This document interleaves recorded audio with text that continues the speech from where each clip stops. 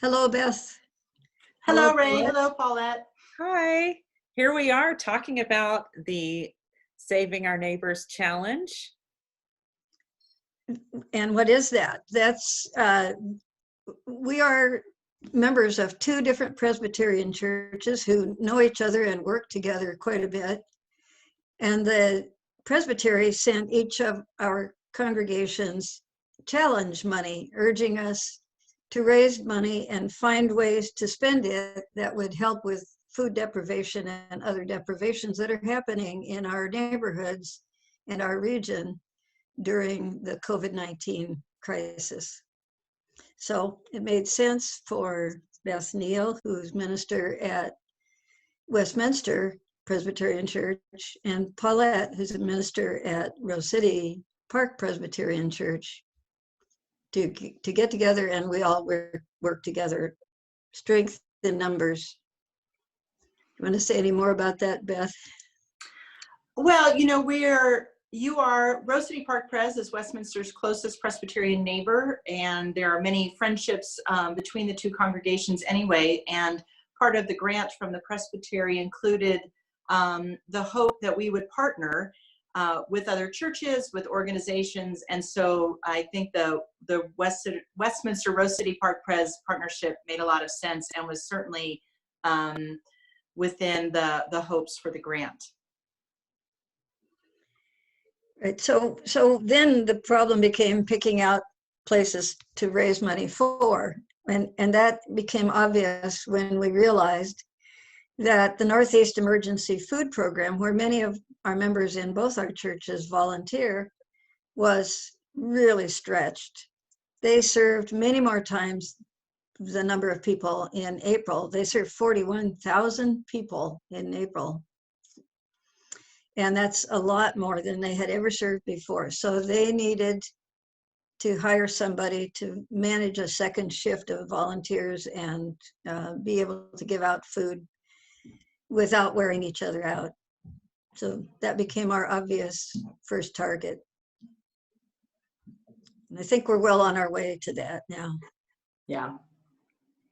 Yes, we wanted to raise $15,000 for NEFP to help pay for additional staffing. They've gone to a second shift for their staff because the need is so great and they really need folks to work at night, and the staff they had in place was just getting really overworked.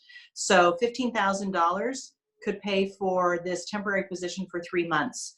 And they've already started it. Westminster has sent our first chunk of money to them, and they're really grateful. So what happens if there's money left over? Where does that money go?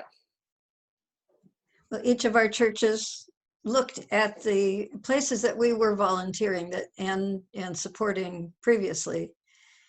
And in our congregation, one of the places that we had been supporting was a place called Mother and Child, which is a mother and child education center. When we don't have a COVID problem, they help families learn about child development. They also give families material that they need for their education of their children and for taking, diapers, just basic things. And they are near our church. So that was one of the places that our congregation chose. How about your congregation, Beth? So we have, for over 10 years, had a relationship with Genesis Community Fellowship, which is a congregation on Killingworth that was the merger of an African-American congregation and an evangelical congregation. And they have a really vital ministry in that neighborhood. They also have a food bank, a food program on Saturdays. They don't have nearly the numbers that NEFP does, but they're serving a really critical group of folks there. So part of the funds over the $15,000 will go to Genesis's food program there.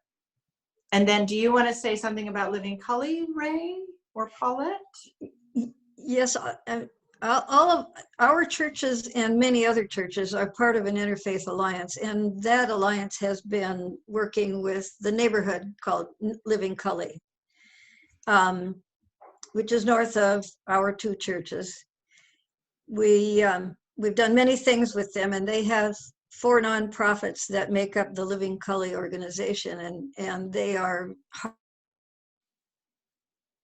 hardworking nonprofits, including they recently started a rental assistance program.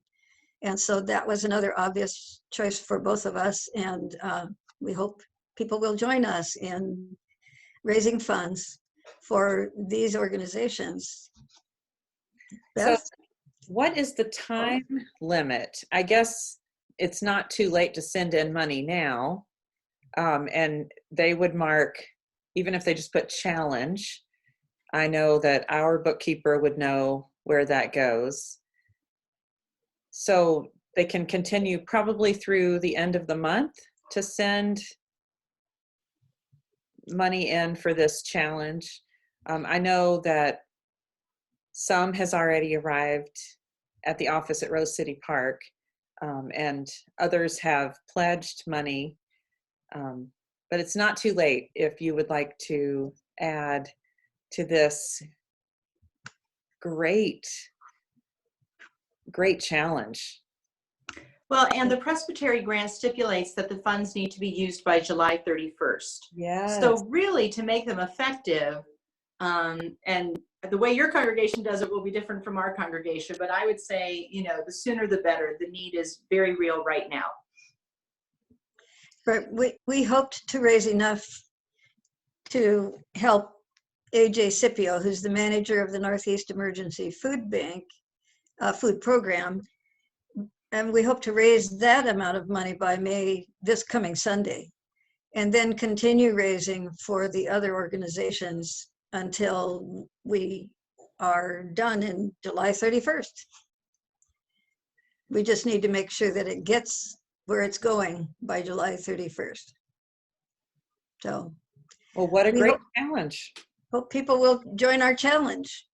It's a great one. Feeding people is holy work. Well, thank you, Beth, and thank you, Ray. I'm so glad that we're working together on this. Join the challenge.